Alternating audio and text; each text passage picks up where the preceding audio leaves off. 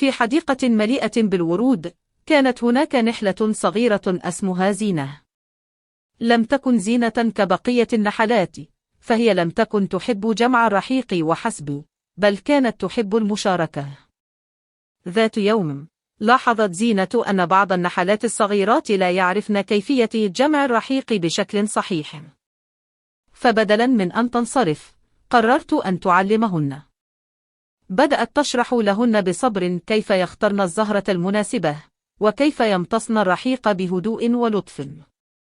بعد أيام قليلة، أصبحت كل النحلات الصغيرات ماهرات في جمع الرحيق، وأصبحن يعملن بجد واجتهاد أكثر من ذي قبل.